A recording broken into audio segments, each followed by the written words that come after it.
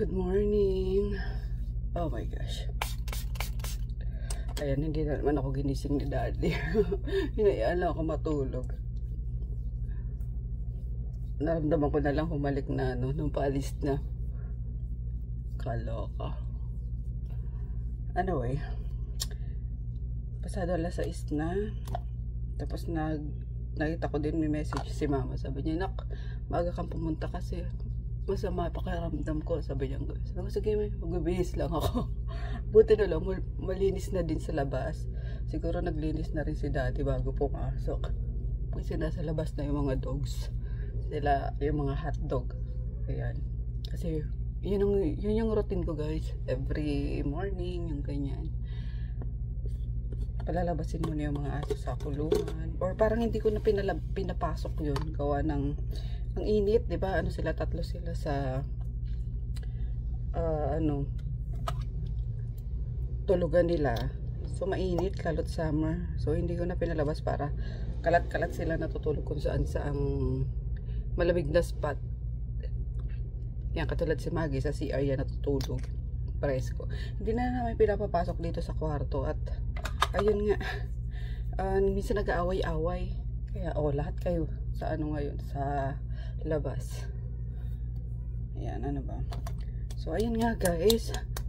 Nakita nyo ba tong trending cup na yan? hindi pala yung cup ang trending. Si Meiko ang trending.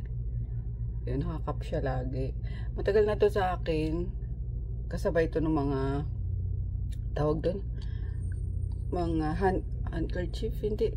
Ano ba tawag na sa malaking bandana ba yan? Bandana? Kasi sabi ko, pang ko sa buhok nga. Pang wrap din. Tapos nawi-weirdan ako na gamitin to. Hindi nung nakita ko si Meiko nga sa video niya nung confrontation nila ng jowa niyang niloko na naman siya. Sabi ko, ay gamitin ko nga yun. So, in fairness naman, okay pala siya. Pag matutulog kasi hindi sabog-sabog yung buhok mo. Pero hindi siya naayos kagabi kasi ayun, talagang, actually pang second day ko nang nagaganito. Hindi ko naayos kagabi at sobrang antok ko na talaga. Si Daddy nga naglalaro pa konti. Sabi ko, "Daddy, tulog na tayo." Sabi niya, "Sige, wait lang, kukunin ko lang yung mga free kong dito."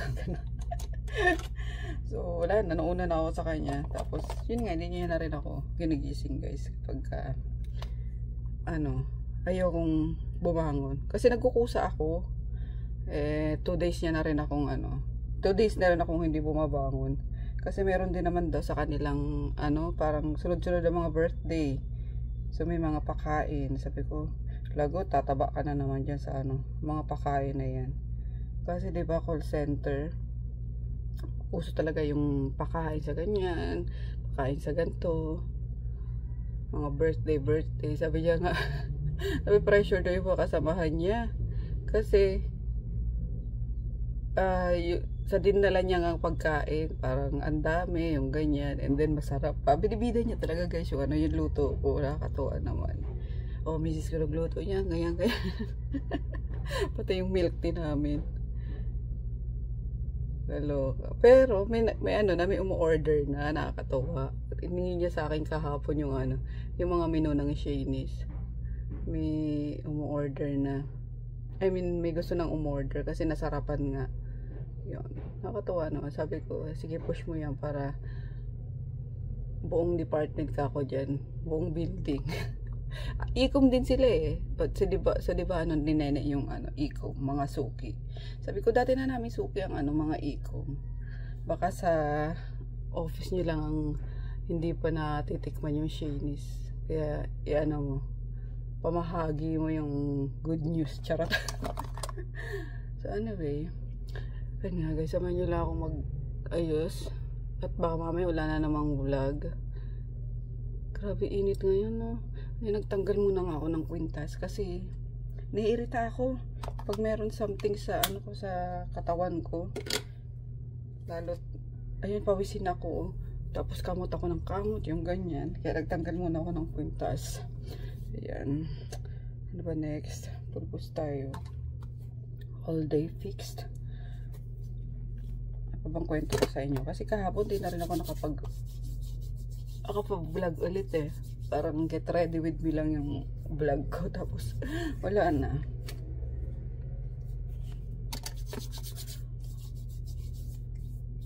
Ayan, tapos mag-enroll si Chris daw later.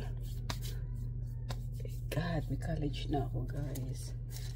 Ayan, ito lang din ginagamit ko guys. So, pagka sobra talagang hindi ko maano yung kape ng katawan ko. Pag matulog, naglalagay dito ko na ito. Snake brand. Sobrang press ko na ito sa ano, sa katawan. Ang dami pa. Sobrang tipid gamitin. Ayan yung Sakura yung natira sa amin. Pero sa shower gel, ang dami ko dyan stock sa CR. Ayan, dito.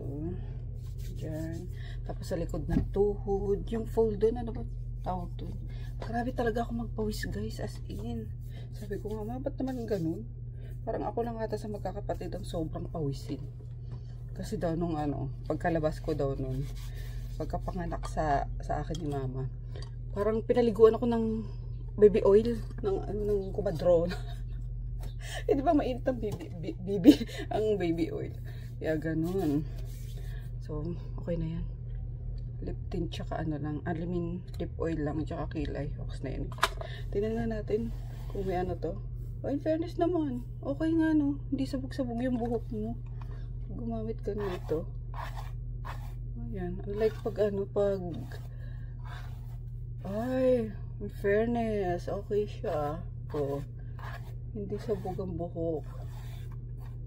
Yan, depende lang sa pagkaano nyo guys. Kasi binalumbon ko siya ng ganun. Kaya medyo paganto dito, paloob dito. Pero okay na. Hindi yung ganyan na para kang ano, para kang Lion King pagkagising mo.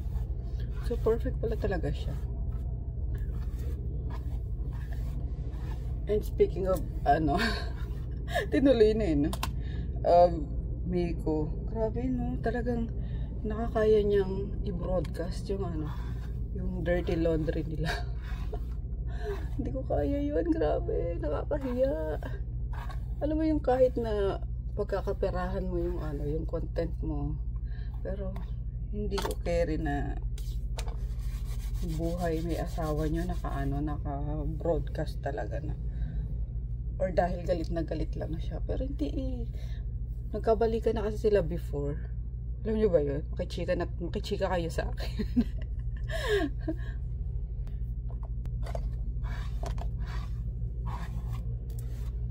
So diba? Kaya siguro ganun yung galit ni Miko sa asawa niya. Kasi pinatawad niya na before nung unang loko. Tapos ginawa na naman. Abnormal din talaga yung asawa nun eh, no? Ewan ko ba, ba't niya nagustuhan yun?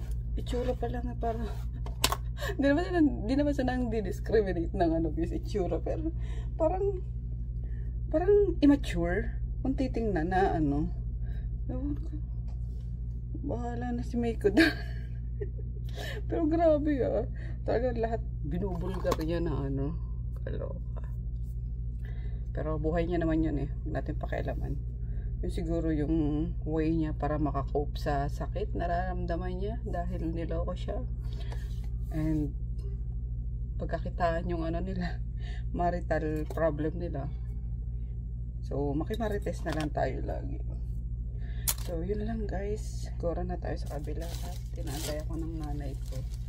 Gusto ko ng cologne lang. Wala bang baby cologne lang? Meron sa kabila, may cologne ako doon. Ito na ako magpapabango. Let's go! Anong gigisay ni mami mo? Say ma'am! Sinangag tsaka take out pa.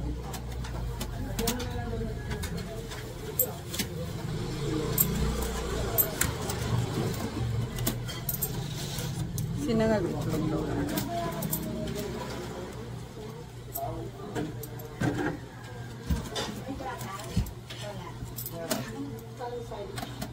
Dalawang ganyan. Dalawang rice. Isang itlog, isang ganyan. Magkano ulit yung butida? 30? Oo. 125 po.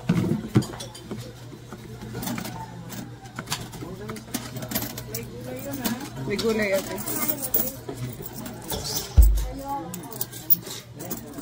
Sukli mo, mamo.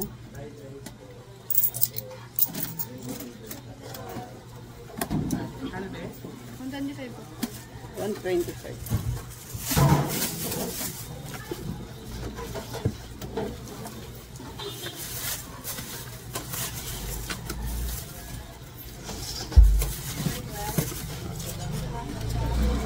Teka. Bigyan mo nga ito doon sa ano. Undress daw ata ito. Diyan sa naka-pink. Bigyan mo. Hindi, ano lang. Kapalit. Walang hundreds doon si mami mo. Kapalit ka doon natin.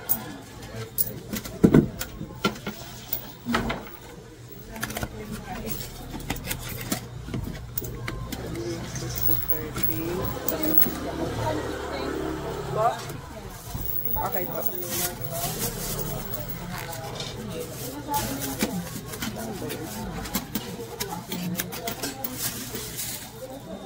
Tapos isang plain rice pa. Kasama yan.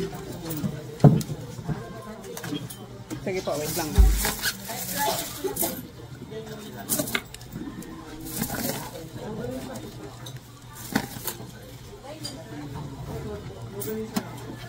Plus 90. Sa'yo to sir, yung may ano? 155 po lahat. Apat na pancake. So, apat na pancake ha. Kaya ako dito bayad na. 195 po lahat. At ako.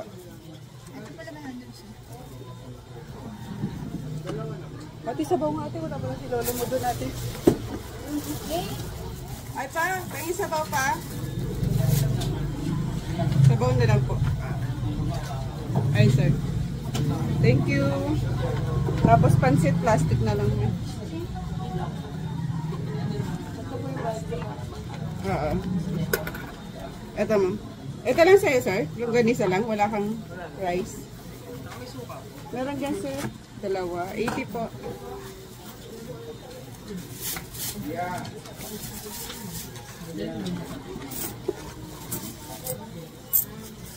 Thank you.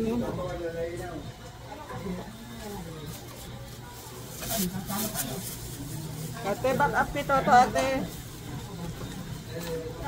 Back up din ate. Yung apat sa naka-brown bayad na yun.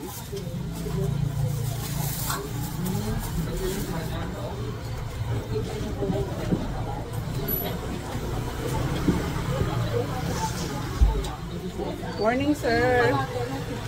Ah? Tuyo. Tuyo pa daw, may? 20? 20. May kanin, sir? Okay. Papain sabaw may laman. Sa plastic na lang yung kanin, sir? Isa lang. Ito, ma'am. Sa kalating kanin. Sige po. Pagsabay mo na lang. 100, sir. Anong nakuha, ma'am? Dalawang? Dalawang kape? Okay.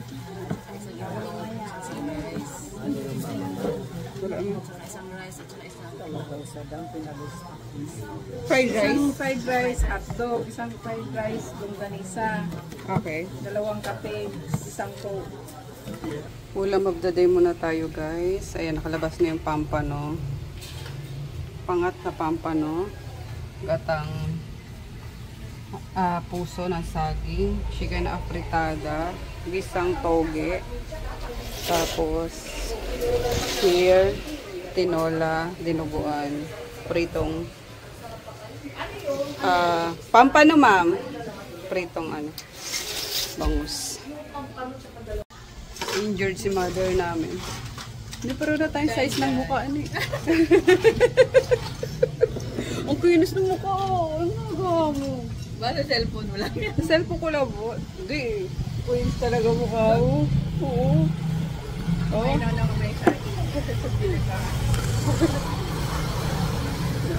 Parehas na kami ng size guys ng mukha ng face. Yahoo Messenger na kami pareho.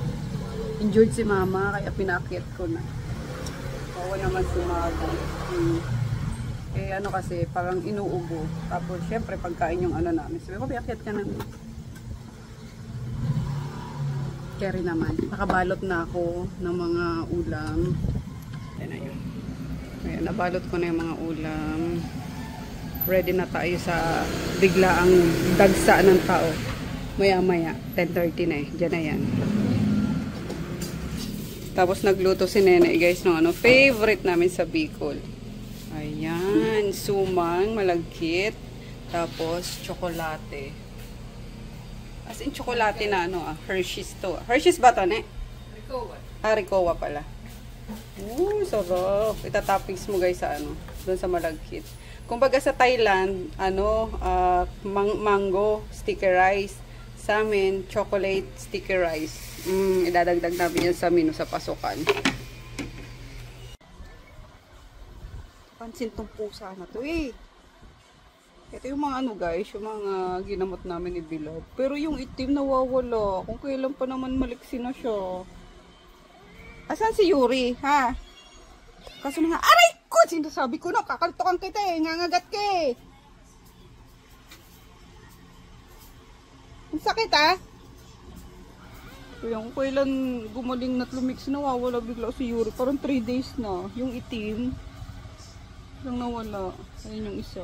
Dalawa na silang ngayon, nawawala. Parang itim. Ito papansin to, sarap kaltokan eh. Ngangagat. Wala pa man din vaccine pa. Yung parang lambing niya na gaganunin ka lang. Ang kagat ng punyeta ka, baka mamaya mategi ako sa rabies eh. Pa-injection ko pa to. Yan na pala gusto mo eh. Siya lang pala ginaganyan eh.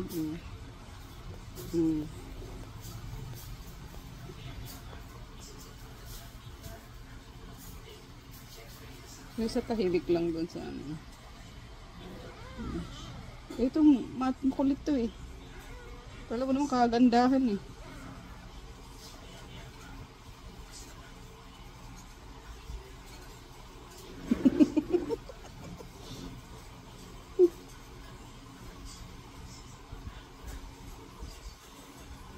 Okay na tayo. Sige na, matulog ka dyan. Huwag ka lang mangangagata. Nakakainis pag nangangagat ka eh. Tulis pa man din ang ipin mo. Hello guys! I'm home. Umaga akong umuwi kasi walang tao. Umaga na rin akong nagpasara. Ayan. Sino? Pala ko may nakakutong. So ayun nga. Dito na sa bahay. Ready ko lang yung kanin ba? Yes, nagsain naman yung anak ko. Ready ko lang tong. Saan yung sandala ko? Ayan, nagdala kasi ako ng mga ulamin na namin. Like, etong tinda namin kanina. Para sabi ko, hindi na ako magluluto. Ay, ang sarap. Napakainit, guys. Grabe. In fairness, walang ngayon. Walang araw. Makulimlim, pero grabing alinsangan. Ayan. Dumaan pala yung suki kung nagtitinda ng mga gulay at prutas. Ayan, kaya bumili ako na itong orange. Yan, sarap to. Orange. Pero mas masarap yung orange sa galing dun sa Baguio. As in, guys, napakatamis. Tapos makatas. Yan, itong mahalo. 15 isa. Pero okay lang yun kasi naman siya, naglalako siya. Grabe effort. And then, mga tira-tirang kanin for my dogs. Yan. Tapos, yan, melon. Ano po si daddy? Timplahan ko ng juice. And ito ang kailangan ko. Ito ay nahanap. Nakakatuwa kasi na sold out yung ulit, yung pampano guys.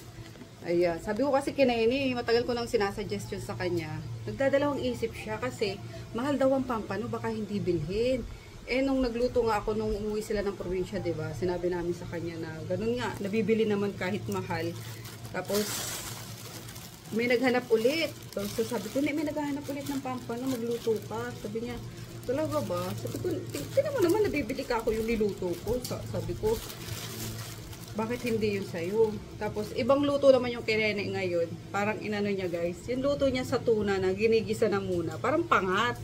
Ayun. And then, Grabe ha. 110 guys yung benta namin per hati. Pero na-sold out pa. Ang bilis yung pampano agad yung naubos. Teka na. Gunting. Wait lang. Walang gunting. Kaya yun, sabi ni Nene, grabe no. Talagang binibili nila kahit mahal. Kasi masarap. Yan, masarap ang pampano. Lalo't tawag doon. Wala masyadong tinik. Malalaki yung tinik noon. So, makikita mo agad unlike nung milkfish na nakatakot talagang matinik ng milkfish. Kaya, yun, natuwa si Nene. Dapat nga sabi niya, 100 lang. Sabi ko, hindi kasi ang mahal niya. Tapos kasi kami, nag-posting. Sabi ko, yung kamatis mo pa, yung ganyan. So, ayun. Iniisip kasi lagi ni Nene, mamamahalan yung mga customer, yung ganyan. Tapos sabi ko, mamamahalan, pero alam naman nila yung price sa sa palengke. Alam nila yan na sakto lang din yung presyo mo. Hindi naman kami overpriced guys na Yung sakto lang bang mabibili pa rin nila. Pero hindi naman kami malulugi. Kasi sabi ko, kung palugi lang naman yung mo, kitain mo dyan is mga 10 pesos per serving yung ganyan. Ipahinga mo na lang yan. Sabi ko sa kanya. Yan, kasi may overhead charge pa yan na kineme-kineme kasi may sinasahuran ka, yung ganyan. Ayun, na ko yan sa guys, proper, tinuruan din ako ni Emer ng tawag doon, pag-costing, tapos may dinownload din ako na may binili pala ako kay Nina Bacani ng parang format din kung paano mag-proper costing, especially sa mga ganyang kainan. Para hindi mo, may benta naman ako, pero bakit wala akong tinutubo, o ganun. Kaya, so nakatuwa kasi, kahit yung mga viewer ko guys, kay Ma'am Violet ba yun? Violeta? Teka, wait lang, para hindi ako hindi naman nakakaya sa name niya. Ayun, kay Ma'am Violet yung nasa isip ko. Kay Ma'am Violet na 2 consecutive days na siyang bumibili. Pero lagi din siyang, before nag-order na rin siya sa aming taga Makati. Hi Ma'am Violet! Ayun, hospital daw siya. Musta na po pakiramdam nyo? Ayan, tapos nag-order siya ulit sa amin kahapon. Tapos ngayon, yung pampano nga. Kumusta ba yung pampano? Di ba masarap po and worth it naman po yung price niya sa lasa niya, di ba? Kaya yun. Actually hindi kami nakakain guys. Kasi ako naman, di ba may suki na kami doon sa sa palengke. So every time na may good size, sabi ko sa kanya, chat mo ko or text mo ko. So ayun, kapag kami magandang size na pangbenta, sabi niya, ate, may ako dito, may pampano ako dito. O sige, tabi mo na, pupuntahin ko na yung yung angel ko. Tapos ayun, kaya may mga stock na ako ng pampano guys sa freezer. Pero sabi ko, anytime na kailangan ni Nene or meron na kaming doon, magagamit. Kaya, or lulutuin, especially kapag biglang naubos agad, tapos may mga order pa, yung pang backup ba, yun.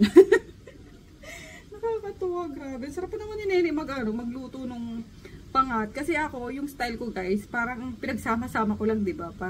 Parang, tawag ko doon, kinamatisan na, parang pinaksiw sa kamatis at kalamansi. Tas kamyas, ganun lang sa akin. And then, ang dami pa naghahanap kanina, katulad ni Aisa. Sorry be, hindi na kita nasenda ng menu, naubos agad. Kasi puro take out talaga pagkakita nila na, pampano ulit. Yeah, bili. Nagulat nga si Nene. Pero hindi niya pa tinikman. Ayaw niyang tikman kasi hindi niya kilala yung isda. Sabi ko, masarap yan. Malinamnam yan. Tapos actually guys, mas gusto ko siya sa ewan ko kung mag-agree kayo sa akin pero mas gusto ko siya kaysa sa salmon, tsaka sa dito. Sa salmon. Pinoy naman tayo, di ba? Mas gusto ko siya sa salmon, tsaka bangus. Para sa akin, mas malinamnam siya talaga. Hindi pati mahirap kainin. So anyway, ayun nga, mag-iinit lang ako ng tinola. Bumili lang ako ng 4 na order ng tinola. Para sabi ko, hindi na ako magluluto. Tapos meron din akong gatang puso. Para if ever gusto kong kumain ng gata, i-freezer ko lang to guys. Tapos, excuse me. Tapos, initin ko sa micro. And then, ayan. Ito, kinain ko na to kanina, kumain ako. Tsaka, pritong isda of course. Kaya busog na busog pa rin ako, kaya si daddy na lang yung kakain today. Tapos may chika ako sa inyo, wait lang. So ayun guys, kailangan ko ng opinion nyo. Shh! Luna! Kasi, 'di ba, ang concern ko dito sa unit namin is lagi wala tubig. Lagi mahina yung tubig. Alam niyo ba, nalaman ko 2 days ago na kinokontrol pala netong katiwala netong building yung paakyat dito sa amin. Dito lang sa amin, dito lang talaga mahina. Ayan. So, last 2 days ago kasi wala siya, yung si Katiwala. So, parang nagreklamo ko dito kay Ate Tere and then kay Ate Miles. Sabi ko, ate, ba't talagang walang tubig? Ginano ko pa sa kanila. Kailangan ko maghugas, ganyan-ganyan. Kasi nairita na talaga ako. Tapos, napaka-imposible naman guys, na kami lang talaga yung walang tubig. At hindi na ako naniniwala na, marami lang gumagamit. Like, hello, dati naman maraming gumagamit, parang hindi naman kami nawawala ng tulo, ganon. Kahit pa paano may tulo pa yan. Pero kami, wala talaga at all. Katulad yan ngayon, ayun, walang tulo, di ba? So, umiinit na naman yung ulo ko. I mean, gusto ko na naman guys, pinipigilan ko na kasi kailangan ko yung opinion nyo. Wait lang. Pero hindi ko pa naman ma-upload to. Pero, nanggigigil na ako na i-confront siya. Aantayin ko siya mamaya na dumating, kasi personal ko talaga siya ko-confront kung bakit lagi kami walang tubig. Talagang kailangan nakaharap si Ate Teresa, kasi si Ate Teresa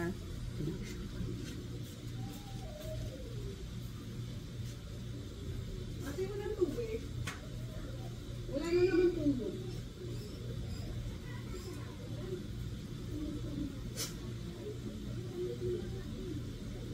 Check naman. Talagang tulo, nilinis ako yan. Nawalan ba tubig? Wala namang advisory, di ba? Wala talagang tulo. Check na lang po, salamat. So, andyan siya. Talagang sabi ko, ate, narinig yun naman, di ba? Kung narinig niya. Diba kung naririnig niya na Kasi, ayun nga, nalaman ko na may isinasara siya, na may kinokontrol siya para dito paakyat sa amin. Eh, yun ang gigigil na kasi po kasi kailangan ko ng tubig. Bakit mo kukontrolin yung tubig paakyat dito? Eh, unang-una, nagbabayad kami ng tubig. Hindi ikaw ang nagbabayad ng tubig or yung building. Hindi yung building yung nagbabayad ng tubig. Kami, nasa bill namin yan. Kaloka! So, ingat tayo guys. Konti na lang. Kasi, sabi niya, check niya daw. Kakarating lang nila. Pero nagigigil talaga ako. Nagigigil ako. Ayan, may smile ako. Pero nagigigil ako. Kasi, pag nagigigil ako, or pag nagagalit ako na ganyan, nanginginig ako. Kaya, smile tayo ng konti. No, kasi, ayoko na makasakit ng damdamin. Especially matanda sa akin. Yan. Ayoko nang magkasagutan na naman kami. Maging cause na naman ang hindi namin pagkakaunawaan, pero gusto ko lang maunawaan din kung bakit kailangan kontrolin, yung paakyat sa amin, di ba? Yun lang. Anong kailangan yung ipagtipid?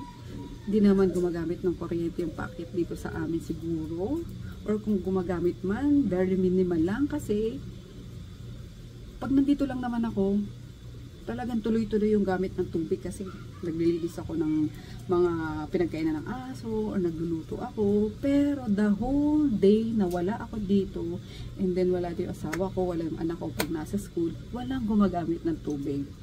So, bakit kailangan pag nandito ako, kailangan laging walang tubig? Yun ang gusto ko maintindihan. Nakakaloka. So, kailangan ko muna yung opinion nyo. Okay? Kasi iniiwasan ko guys yung magalit ako kasi nanginginig ako, and pag nanginig ako baka mahimatay ako. Alam niyo yun. So yung mangyari yun, ang hirap sa pakiramdam na ganun. Kaya as much as possible gusto ko, sige, pag may problema ganyan, i-ano natin, Kasi yung sa parking before, di ba, talagang nagkasagot na kami na hindi ko siya napigilan talaga na ano. So, binabayaran ko na yung parking. So, di wala nang problema. Ganun lang naman kasi. Huwag mo kong paandaran ng mga, dikit-dikit mo ng ano, ng mga note-note na bawal mag-park dito, wala kang spot dito, bla bla bla bla bla bla. Diba? Ang dali-dali lang naman. Ang dali-dali lang naman sabihin na, sige, bayaran nyo yung parking since additional vehicle din na naman yan. Ayan, tumutulo na. Kita nyo, tumutulo na. Pero sobrang hina pa rin. Ayan. Kasi 2 days ago guys, may sinabi ko talaga kay Ate Teresa na ayaw ng tubig, ganyan, ganyan. And then may binuksan sila. Grabe, as in yung ano ng tubig, talagang sobrang lakas. 2 days yun habang wala siya dito. Ngayon nandito na naman, wala na naman kami tubig. Hindi ko alam kung bad trip ba to sa akin. Gusto na kami paalisin nito or what. Pero hindi ko sinasabi kay Daddy kasi baka magwala si Daddy, di ba? Ganito guys, ang may tubig. Ganyan.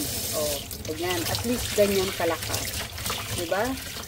So, na nagreklamo ako, may tubig na. No? Hindi yung ganyan lang. Ganyan lang ang tulo. O, minsan ganyan lang ang tulo ng tubig namin. Like, the fuck? O, sino makakapag-ano ng ganyan ka, ng tubig? No? Nakakaloka. Yan. Ganyan ang tubig. Normal tubig namin. Yan.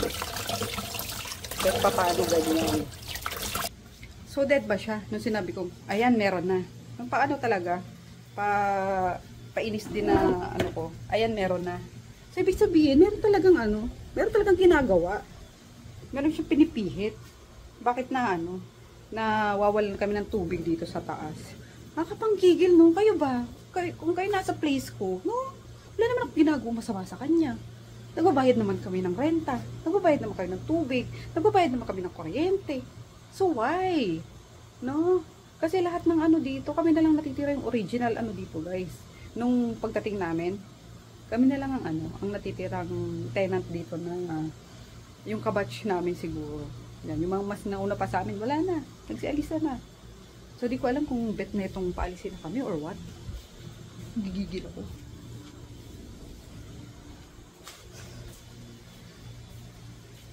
Siyempre pagod ako. Buti na lang busog ako. Kasi kung hindi, kahit matanda yan ako. Pero hindi guys, may respeto pa rin naman ako sa matanda kahit paano. Pero wag naman sanang umabot sa personal kung, sorry sa mga kalat. Yung mga pinamili pa namin dyan. dito tayo. Nung sana umabot sa ano, sa magkukumpronta kami magsisigaw. Hindi naman ako ganun. Kasi pinalaki naman ako maayos ng ano, ng mga magulang ko. Kaya as much as possible, umayos siya. Para hindi kami umabot sa ganun. Kasi ako mahabang pasensya ko. Bicolana ako. Sila, taga saan ba sila? Mga Ilongga sila. So, I think, pwede naman magka-vibes yung Ilongga at Bicolana. Pero hindi ko lang alam pag nagsabong ang dalawang ano na yan, dalawang probinsya na yun, kung anong mangyayari. Ano? Pero joke lang guys ha. O sabihin nyo masyado naman akong war freak. Nagano lang ako, naglalabas lang ako ng ano nga, ng inis ko para hindi ako manginig. So ayan, may tubig na, mag ano na tayo.